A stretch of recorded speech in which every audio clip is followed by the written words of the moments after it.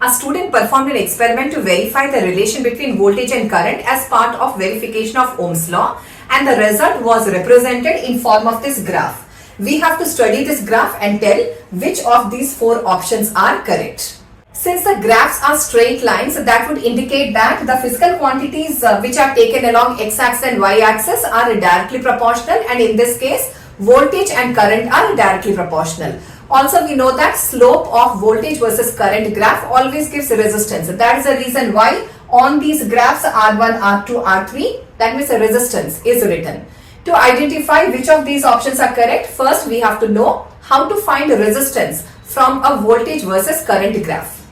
The slope of voltage versus current graph gives resistance only when voltage is taken along y-axis and current taken along x-axis. But in this question, voltage is along x-axis and current is on y-axis. So let us understand how to calculate resistance by considering this graph. In this graph, voltage is along y-axis and current along x-axis, and this is the graph that verifies Ohm's law. To find slope of the graph, we have to do two things. One, measure the angle that this graph makes with x-axis. In that case, we will get theta.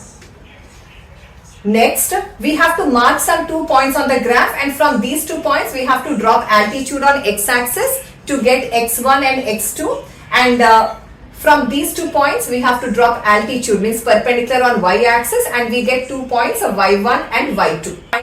Slope of voltage versus current graph that gives resistance, that can be calculated in two different ways. One, by finding the ratio of AB to BC.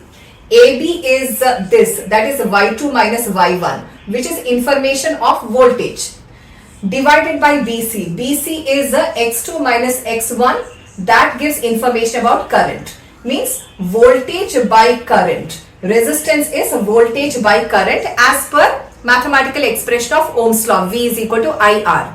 So this ratio, AB is y2 minus y1, which is actually voltage, BC is x2 minus x1, which is current. So resistance can be found by this ratio.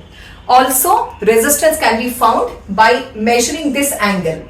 This is theta. Theta is the inclination that this graph makes with x-axis. Then tan of theta. Tan theta gives us a slope. So slope of this graph is tan theta, and tan theta gives us a resistance value. So these are the two ways by which we can calculate resistance from a VI graph or IV graph. So if theta is more, that means this graph makes greater angle with x-axis, that would mean that resistance is more. So more steep the graph, that means the graph is making more angle with x-axis, then the resistance is more. That is possible when voltage is along y-axis and current along x-axis. But in this case, the reverse is there. Current is along y-axis and voltage is along x-axis. In that case, we have to take a bit differently this solution. So here, if theta is more, that means if the graph is more and more steeper, resistance value is also more. In this case, it should be different. Why? Because the variables on x-axis and y-axis is reverse or different from what the concept says. So here, more the theta value, if theta is more, the opposite should happen for resistance. So here R1 is steeper, theta is more for R1. So resistance of R1 should be lowest.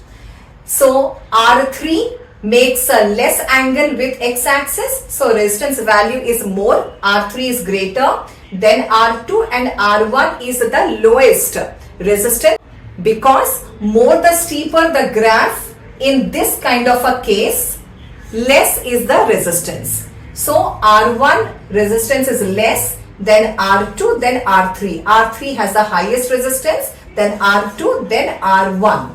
So which of this option is correct? The third option. R3 is greater than R2, R2 is in turn greater than R1.